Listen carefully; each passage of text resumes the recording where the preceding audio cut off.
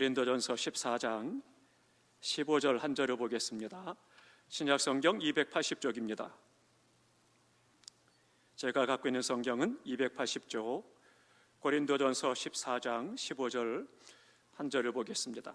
우리 다 함께 소리를 모아서 같이 봉독하겠습니다. 그러면 어떻게 할까? 내가 영으로 기도하고 또 마음으로 기도하며 내가 영으로 찬송하고 또 마음으로 찬송하리라. 아멘. 아멘. 이제 오늘 마지막 시간입니다. 우리의 기도를 도우시는 성령님에 대해서 마지막 시간인데요. 이제 영의 기도를 계속해서 말씀을 드리고 있습니다. 영의 기도가 왜 중요하냐? 그것은 우리가 때를 알지 못하기 때문이다. 그 부분을 지난 수요일에 말씀을 드렸습니다. 우리가 기도해야 될 때도 모르고 또 때에 맞는 기도를 할 줄을 모르고 또 하나님의 뜻을 모르기 때문에 영으로 우리 안에서 성령이 기도하시는 기도가 중요하다. 그 부분을 말씀을 드렸습니다. 그러면 이제 영의 기도는 어떤 기도냐? 크게 두 가지로 말할 수 있습니다. 하나는 방언의 기도입니다. 우리가 성경에 그대로 나타나는 것들을 보면 가장 많이 드러난 것이 방언의 기도죠. 그래서 방언의 기도는 우리가 잘 아는 것처럼 초대교회에서 마가의 다락방에서 모여서 성령을 사모하고 그리고 그들에게 성령이 임했을 때 그들에게 나타나는 언어가 이 방언의 기도였습니다. 그래서 성령의 말하는 기도, 그것을 말씀하는데요. 함께 찾아봅니다. 사도행전 2장 4절입니다. 사도행전 2장 4절. 사도행전 2장 4절 188쪽입니다. 다 함께 했습니다. 그들이 다 성령의 충만함을 받고 성령이 말하게 하심을 따라 다른 언어들로 말하기를 시작하니라. 아멘. 그들이 다 성령 충만하고 나니까 어떻게 됐어요? 성령이 말하게 하심을 따라, 즉 영으로 기도하는 거죠. 성령께서 우리 안에서 말하게 하심을 따라 하는데 다른 언어들로 말하기를 시작하니라 그랬습니다. 그러니까 이 언어는, 다른 언어는 두 가지로 말할 수 있습니다. 하나는 이 4절에서 말씀하고 있는 것은 각 나라의 말입니다. 그러니까 그 지역에 많은 나라 사람들이 모였습니다. 그러니까 아시아 대륙도 있고 아프리카 대륙도 있고 많은 아시아 대륙도 있고 있는데 그 대륙들이 다 모였는데요. 곳곳에서 온 사람들이 전부가 다 자기네 나라 말로 알아듣더라는 겁니다. 그러니까 이 방언이라고 하는 것이 두 가지로 나타납니다. 실제 지금 현재 우리가 사용하고 있는 언어를 방언으로 사용하기도 하고 또 우리가 알아듣지 못하는 언어를 방언으로 사용하기도 한다라고 하는 것입니다. 그러니까 그 당시에 초대교회에서는요, 성령 충만 받고 나서 그들이 각자 다른 나라 말로 알아듣기 시작을 했다, 그렇게 말씀을 하고 있습니다. 그래서 그곳에 모여있는 모든 사람들이 아고라라고 하는 지역인데요, 우리로 말하면 저작거리입니다. 그러니까 저작거리를 나가면 그래 많은 사람들이 오고 갑니다. 근데 그 광장인데요, 그 광장의 곳곳에다가 사과 개짝 하나를 놓고 올라가서 이야기를 하는 거예요.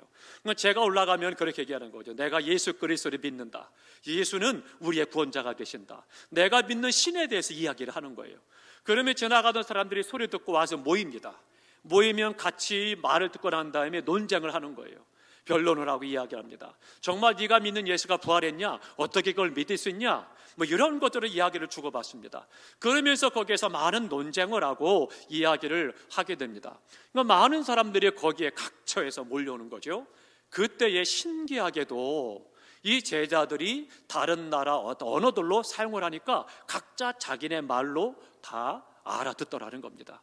어느 나라 말하면은요, 우리말로 알아듣는 사람이 있고, 일본 말을 알아듣는 사람이 있고, 중국어를 알아듣는 사람이 있고, 영어를 아는 사람이 있고, 각자 다 다르게 그렇게 들었다라고 하는 겁니다. 이것이 어떻게 가능하겠습니까? 성령님의 역사로 가능하게 되었다라고 하는 거죠. 한 번 설교 시간에 그 예화를 들었던 것 같아요. 우리 신학생들 가운데서 학생들에게 가서 복음을 전하고 열심히 부흥회를 하고 집회를 하는데요, 막 성령의 역사하기 시작을 하고 은사가 임하기 시작을 했습니다. 그런데 한 학생이 어떤 방언 은사를 받았느냐면 영어로 하는 방언 은사를 받았습니다.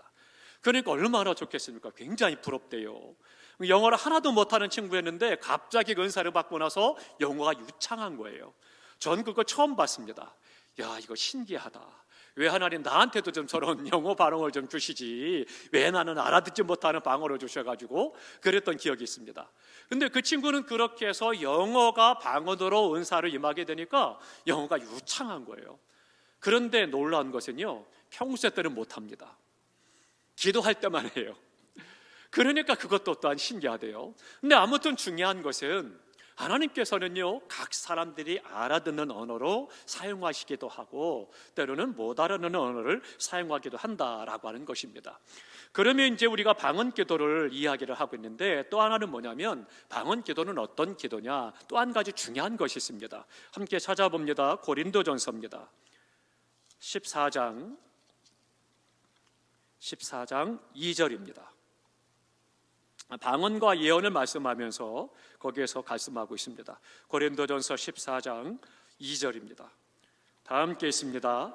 방언을 말하는 자는 사람에게 하지 아니하고 하나님께 하나니 이는 알아듣는 자가 없고 영으로 비밀을 말함이라. 아멘. 영으로 비밀을 말한다는 거예요. 그게 또한 방언 기도입니다. 그래서 방언의 기도가 또 굉장히 중요합니다. 우리 성도님들께서 방언 기도도 많이 사모하시기 바랍니다. 하나님, 나도 방언으로 기도할 수 있도록 은혜 주십시오. 기도하시고 사모하시기 바랍니다. 물론 은사는 선물입니다. 그렇기 때문에 우리의 필요를 따라서 하나님께서 주시는데요, 우리가 사모할 때 하나님께서 또한 사모하는 자에게 만족함을 주신다 말씀하신 것처럼 은혜를 또한 주셔서 방언의 은사를 허락해 주십니다. 우리 한국교회가 은사운동이 막 일어날 때 기도원에서 그런 얘기들 많이 했죠. 그래서 방언을 준다라고 해가지고, 그래서는 할렐루야라고 하는 것을 계속 반복해서 하다 보면 방언 은사가 임한다고 하고 준다고 하고 받는다고 하는데요, 성경적이 아닙니다. 그렇기 때문에 우리가 그것은 주술과 같은 그런 것이기 때문에 아닙니다. 성경은 한 군데도 그렇게 말한 것이 없습니다. 근데 우리 한국교회가 이상하게 은사운동이 잘못되어 가지고 그래서는 그런 식으로 은사를 준다고 하고 받는다고 하고 쫓아다니는데요, 그러면서 욕을 해도 좋아하고 신나하는데 잘못된 겁니다. 하나님께서는 인격적인 하나님이십니다. 그렇기 때문에 그렇게 역사하시는 분이 아니에요. 우리가 다시 한번 은혜를 살필 필요가 있습니다. 그런데 중요한 것은 이 영으로 비밀을 말하는 기도가 방언의 기도인데, 이 기도가 비밀입니다. 왜 비밀이냐? 사단이 알아듣지 못하는 거예요. 다른 사람이 알아듣지 못하고 하나님과의 나와의 관계 속에서만 드릴 수 있는 기도이기 때문에 이것 또한 중요한 거죠. 방언은 두 가지로 나타나라 했죠. 하나는 내가 알아듣는 언어로 방언을 하기도 하고 또 못 알아듣는 언어로 하기도 합니다. 근데 못 알아듣는 언어를 할 때는 하나님께서 비밀로 하기를 원하시는 거예요. 그러니까 사단 마귀가 그 기도를 방해하지 못하는 거예요. 그러니까 우리 성도님들께서 기도하시다가 힘들고 어렵고 또 기도가 깊이 들어가지 못하고 은혜 자리로 나가지 못할 때 방언의 은사가 있으면 굉장히 유익합니다. 그러면 그때 방언으로 기도할 때 그 모든 시험들을 이기고 기도의 깊은 은혜의 세계로 들어갈 수가 있고, 방언 기도할 때 또한 하나님께서 그 안에서 하나님의 뜻을 우리에게 알려주시는 것이 훨씬 더 많습니다. 그리고 사단의 역사를 이길 수가 있고, 그렇기 때문에 그 안에 놀라운 능력들을 경험할 수가 있습니다. 우리 바라옵기는 우리의 모든 성도들이 영아부부터 시작을 해서 방언의 은사가 있기를 축복합니다. 그래서 우리가 방언을 가지고 기도할 때 하나님의 놀라운 역사들이 나타나게 되고 우리 가운데 담담을 얻게 됩니다. 근데 방언 기도는 지난번에도 말씀드린 대로 처음에는요, 단어가 한두 단어로 시작을 합니다.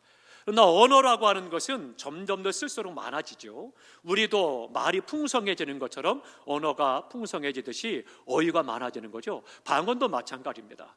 방언도 하면 할수록, 방언 기도를 많이 할수록 방언의 어휘가 더 많아지고 넓어집니다. 뿐만 아니라 방언의 은사가 있어서 방언할 때 한두 단어를 가지고 반복되는 것 같지만 그래도 다 다릅니다. 그러니까 내가 듣기에는 똑같은 단어를 반복하는 것 같지만 그러나 그 내용이 다릅니다. 그렇기 때문에 우리가 또한 그것 또한 비밀로 되어진 거기 때문에 하나님께서 알아들으시고 하나님께서 우리에게 말씀하시는 것들이 있습니다. 그리고 이 은사를 자꾸 활용하다 보면, 사용하다 보면 그러면 어느 순간부터는 통변의 은사가 없어도 그래도 내가 지금 어떤 기도의 제목을 가지고 기도하고 있다라고 하는 부분을 웬만큼 알게 하십니다. 그러니까 성령께서 내 안에서 그것을 깨닫게 하시는 거예요. 그렇기 때문에 우리가 또한 그 기도가 좋습니다. 또 우리가 회개 기도할 때도 마찬가지입니다. 회개 기도할 때도 내가 혹시라도 하나님 앞에 회개할 때 내 말로 행할 때 옆에 사람이 들을까 염려가 되고 때로는 마음이 불편하잖아요. 그때도 방언으로 기도하면 좋습니다. 그러면 내가 회개할 때 방언으로 기도하면 주변 사람 못 알아듣고 하나님과의 비밀 가운데 기도하고 하나님 앞에 나아갈 수 있기 때문에 굉장히 중요하고 유익합니다. 우리 성도님들께서 신앙에 굉장한 유익이 있고 영성생활에 유익이 있으니까 우리가 또 은사를 사모할 필요가 있고, 특별히 또한 사도 바울들에게 방언하기를 사모하라 그렇게 권면하고 있습니다. 열심으로 방언의 기도를 사모하시고, 또 그 안에서 우리가 방언이 터져서 그래서는 은혜 가운데 하나님 앞에 더 깊은 기도로 나아가고 또 하나님의 역사하심을 경험하는 그런 기도의 삶이 되시기를 주님의 이름으로 축원합니다. 그래서 영으로 하는 비밀의 기도이고요, 더불어서 모든 은사를 받으면 그 은사를 점점 더 확장돼야 합니다. 은사가 커져야 되는 거예요. 그러니까 은사가 점점 더 풍성해져야 된다라고 하는 거죠. 어린 아이가 장성해 가듯이 은사도 점점 더 커져야 된다라고 하는 겁니다. 그러려면 어떻게 돼요? 은사를 계속 사용해야 된다라고 하는 거죠. 은사를 사용하지 않으면 은사를 걷어가실 때가 있습니다. 은사를 받기에 굉장히 어렵습니다. 예를 들면 은사가 임할 때에 하룻밤에 은사가 임했다. 그런데 잃어버리다고 가정을 해보겠습니다. 잃어버리면 그 은사를 다시 회복할 때는요, 몇 배의 시간과 수고가 필요합니다. 예수님이 어떻습니까? 예수님을 잃어버릴 때는 잠깐이었습니다. 그런데 예수님을 다시 찾을 때는 3일 걸렸던 거죠. 마찬가지예요. 우리가 하나님의 은혜와 은사를 받는 것은 때로는 쉬울 수도 있지만, 그러나 잃어버린 은혜와 은사를 회복한다라고 하는 것은 몇 갑절 시간과 또 거기에 수고가 있어야 된다라고 하는 거죠. 그렇기 때문에 하나님께서 내게 은사를 주시면 그 은사를 잘 사용해야 됩니다. 그래서 그 은사를 잘 사용해서 하나님의 영광을 드러내고 덕을 끼치고 연약한 자들을 세워주고 교회를 세워나가는 이 역사를 이루어 가야 됩니다. 그러나 조심할 것은요, 은사를 사용할 때 반드시 우리 교역자들의 지도를 받아야 됩니다. 그래서 목회자의 지도를 받아서 은사를 사용하지, 그렇지 않을 때는요, 때로는 질서가 무너지게 되면 하나님은 질서의 하나님이기 때문에 그것을 인해서 오히려 독이 될 수가 있고, 교회에 덕을 끼치는 것이 아니라 해가 될 수가 있고, 신앙을 세워주는 것이 아니라 해치는 역사들도 있습니다. 우리 한국교회는 이미 그런 역사들이 많이 나타났습니다. 은사가 많으니까 그만큼 은사 가운데 그런 역사들도 많았습니다. 그래서 시험 드는 교회도 많고 시험 드는 성도들도 많았습니다. 우리가 그런 부분에 대해서 목회자들의 지도를 받아서 은사를 사용하는 것이 중요하다. 늘 말씀을 드리지만 은사를 사용할 때는 첫 번째가 하나님의 영광을 위해서, 두 번째는 교회의 덕을 세우기 위해서, 세 번째 믿음이 연약한 자를 세우기 위해서, 네 번째는 교회를 세우기 위해서입니다. 그러니까 우리가 꼭 잘 기억하셔서 우리 스스로가 은사 때문에 교만하지 않고 자고하지 않고 자기 의에 빠지지 않고 영적 교만에 빠지지 않도록 조심하고 경계하면서 더욱더 겸손히 하나님의 은혜로 나아가도록 힘써야 되겠습니다. 그러니까 우리가 이 방언에 대해서도 사모하시고, 이 방언 기도가 하나님 앞에 큰 은혜가 있고 또 능력이 있고 우리가 기도하는데 유익하다라고 하는 것을 기억하시고 간절히 사모하시기 바랍니다. 또 하나는요, 탄식의 기도도 있습니다. 그래서 우리가 알지 못함으로 말미암아 성령께서 우리를 위해서 탄식하신다, 그렇게 말씀을 했죠. 이 탄식의 기도는요, 우리가 대부분 알아듣는 기도입니다. 아마 그런 경험 하셨을 거예요. 탄식의 기도는 우리 마음속에 성령께서 말할 수 없는 슬픔을 주십니다. 말할 수 없는 슬픔을 주고 안타까움을 주고 때로는 심해서 그것이 고통스럽기까지도 합니다. 몸에 병이 나기도 합니다. 그러니까 그 안에서 탄식하는 기도를 드릴 때는요, 어떻게 할 수 없는 거예요. 우리가 생활 속에서 너무나 슬픔이 크면 어떻습니까? 슬픔이 너무 크면 사람이 그냥 넋이 나가는 거예요. 울지도 못하고 말하지도 못하고 그냥 숨이 턱 막힌 것처럼 힘들고 고통스러운 거예요. 그때 성령께서 우리 안에서 기도를 드린다는 거죠. 그러니까 이것 또한 영의 기도입니다. 성령이 내 안에서 그런 기도를 드리는데요, 저는 그런 기도를 2번 경험했습니다. 우리 교회에 오기 전에 청빙을 받고 나서, 그리고 나서 우리 교회에서 기도하는 가운데 그런 고통의 기도를 경험했습니다. 또 하나 이전의 교회도 마찬가지였습니다. 이전의 교회도 교회가 굉장히 많은 어려움이 있었기 때문에 그 교회도 청빙을 받고 기도하는 가운데 그 아픔과 고통을 경험했는데요, 이 고통과 아픔의 기도, 탄식의 기도는 내가 하는 기도가 아니고 성령이 내 안에서 내 몸을 빌어 사는 기도라고 하는 겁니다. 그런데 우리 성도님들께서도 때로는요, 이 기도가 필요합니다. 성령이 내 안에서 탄식하는 기도를 경험할 때 우리는 중심으로 정말 기도할 수 있을 때 중보기도를 할 수 있습니다. 그 기도가 될 때 그 기도가 능력이 돼서 하나님께서 응답하신 역사를 경험하게 되는 거죠. 특별히 중보기도 팀들께서는, 또 중보기도하는 우리 성도들께서는 이 기도가 있어야 됩니다. 성령이 내 안에서 행하는 그런 기도죠. 그렇기 때문에요, 이런 때는요, 때로는 어떻게 되느냐, 많이 하셨을 거예요. 하나님 앞에 내가 하나님 앞에 이런 기도 하려고 와서 기도하는데 갑자기 하나님께서 생각지도 않은 다른 성도의 이름을 툭 튀어나오게 하시면서 그 영혼을 위해서 기도하게 하시죠. 이것도 영의 기도예요. 성령이 내 안에서 그 영혼의 기도가 필요하기 때문에, 그 기도가 은혜가 필요하기 때문에 그 영혼을 위해서 내 안에서 기도하게 하시는 거예요. 얼마나 감사하고 귀한 것입니까? 그때 아이고 뭐야 이상하게 왜 갑자기 사람이 이렇게 하나, 아이고 아니지, 그리고 내 기도한다면 어리석은 겁니다. 하나님 앞에 기도하셔야 돼요. 그래서 그런 기도가 또한 성령이 내 안에서 역사하는 기도가 되어져서 그 영혼을 살리시죠. 우리 교역자들은요, 기도할 때 그런 것을 수없이 경험합니다. 우리 성도들 놓고 계속 이름을 불러가며 기도하고 그러다 보면 한꺼번에 우리 1000명 성도를 다 위해서 기도할 수 없잖아요. 그러니까 어떻게 해요? 요일별로 시간을 정해서 성도들의 교구별로 기도합니다. 기도하면서 월요일, 화요일, 주일별로 날마다 정해서 기도를 하는데, 그러다 보면 생뚱맞게 그때 그 기도할 분위기가 아닌데 엉뚱한 일이 다른 성도 이름이 튀어나와서 기도하게 되면 그 영혼을 해서 기도하고, 그리고 전화로 신방을 하고 때로는 찾아가 신방을 하는 거예요. 왜요? 성령께서 말씀하시기 때문이죠.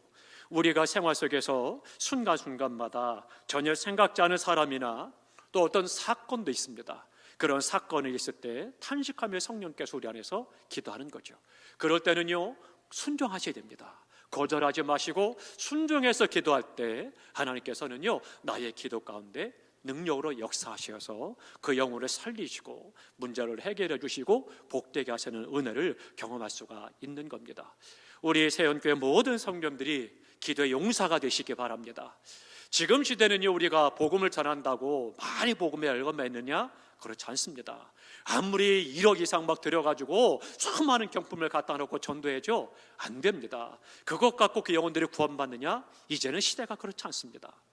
또 옛날처럼 우리 어른 세대들처럼 너무나도 가난하니까, 고통스러우니까, 문제가 오직 그저 자녀들 달리기만을 바라니까 교회 나가면 잘 된다, 교회 나가면 병 고친다, 교회 나가면 자손이 잘 된다, 교회 나가면 복 받는다, 이 복음 가지고도 이제는 안 되는 거예요.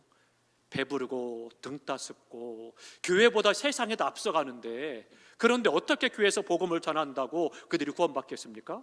불가능해요. 이제는 오직 말씀과 기도 외에는 없는 겁니다. 말씀과 기도로 우리가 용사가 돼서, 그래서 나가서 복음을 전할 때 그 영혼이 움직이고 마음이 감동이 되고 성령이 역사해야 그 영혼이 예수를 영접하고 구원을 받는 거예요. 한번 생각해 보시기 바랍니다. 우리 주변들 한번 살펴보십시오. 우리 한국 살펴보시기 바랍니다. 어느 교회가 부흥했다, 성장했다, 잘 살펴보십시오.